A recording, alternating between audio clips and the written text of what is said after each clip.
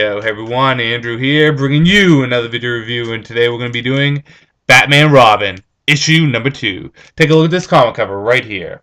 Now, we learned 3 things for the Batman Robin series in issue number 1. First thing is a new villain is introduced, one that has the ability to become invisible and cloak.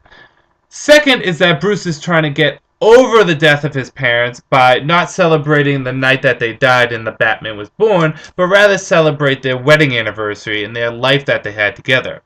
How successful he's going to be at this is up in the air, but at least he's trying.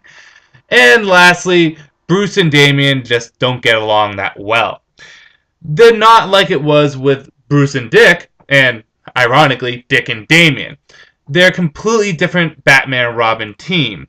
And I believe that Damian's expectations that he had for Bruce when he was gone and believed to be dead were crushed by the fact that he's not the great man that, well, he thought he was. Putting all that aside, Bruce and Damian need to learn to work together as a dynamic duo if they want to take out this guy that can turn invisible. But will they? You're just going to have to wait and see. So let's jump into issue number 2 of Batman and Robin. The issue starts off, and a good majority of the issue is Bruce commenting on Damian, and Bruce commenting on how good he is, but there's something wrong with Damian, that Talia screwed up somehow. Of course, I mean, having him be raised by the League of Assassins probably screws everyone up, but putting all that aside, he's saying that it is his job to fix Damian, to find what is wrong, and to fix him. And Alfred comments that that's not what his job is. His job is to be a father, not to be a mechanic, not to fix what is wrong, but to be a father. The two of them go out and they do their little vigilante work, taking some gun smugglers down in the process. And Bruce tries to congratulate Damian in this, but I mean, Bruce congratulating someone is like getting yelled at by your boss. But hey. Anyways, they return to the Batcave once again when Bruce has a conversation with Alfred once again. And Alfred comments that, well, did you say good job? Did you say nice work? And he said, no, I said he did commemorable, which is better than those. And Alfred just comments that he's not being a father, at least not correctly. And that Alfred has growing concerns that Damian's getting worse and worse than he was beforehand. In addition to that, the cloaked invisible villain shows up, and he even confronts Bruce in his civilian identity with his clothes off, his costume off. Both of them have their costume off. We find out that these two have a little connection with each other. If you know of the people that have trained Bruce, there's been many.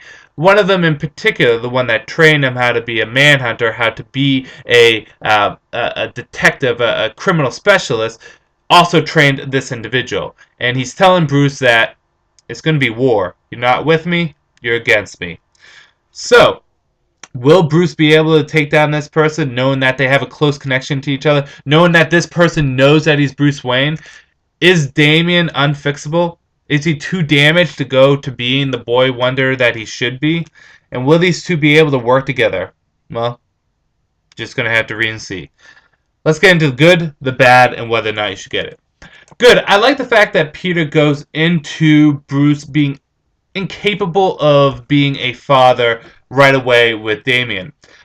Bruce is a father. There is no denying that. He's been a mentor, he's been a guardian, he's been a father. Just think of all the people he's raised in his life.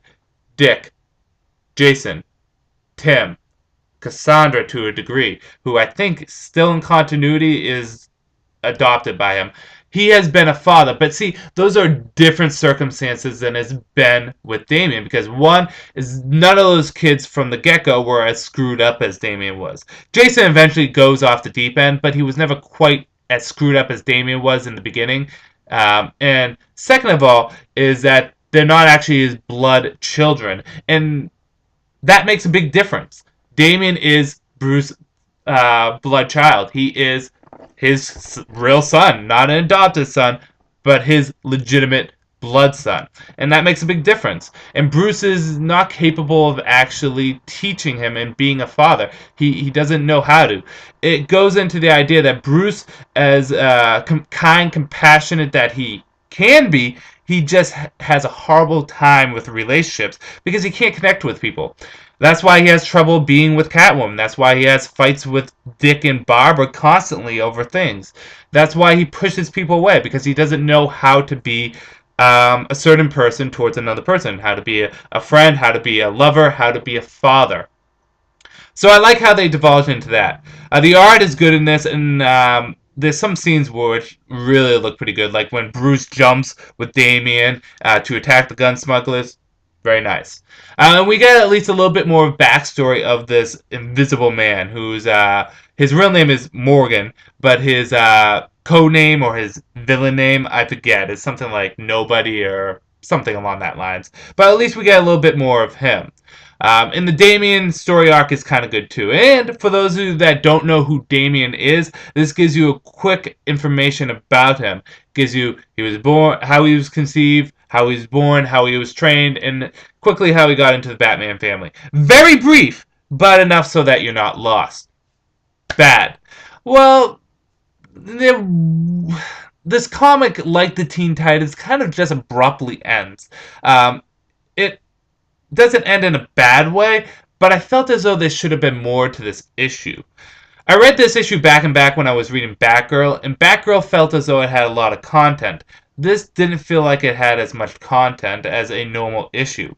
And although we do establish a few things like the villain, the Damian plot, and how Bruce is going to work with Damian, it still feels as though there's some stuff missing from this issue. It feels as though it's not quite complete. So they could have worked on that a little bit better. On the whole, whether or not you should get it, this issue was good. It wasn't perfect, but I did enjoy it. I think, again, my biggest problem with it is that I was enjoying it. I'm like, oh, this is nice, this is nice. And I'm like, wait, we're at the ending already? It just, I don't know, went by really quickly. But it was good. It was good. I would give it a solid 3 stars. It's not the best Bruce Batman book, but it's far from the worst. It's enjoyable, and I like the stuff that they're doing with Bruce and Damian, their relationship, and how they're going to have to grow this relationship. It's not just going to happen, Bruce. You have to grow it. So, if you enjoyed the first issue, you're probably going to enjoy the second one. A better plot, better story, not quite as good action, but it's still fun. So with that said, I'm going to end this review here. Batman and Robin, issue 2. Good issue. Andrew, peace out for now.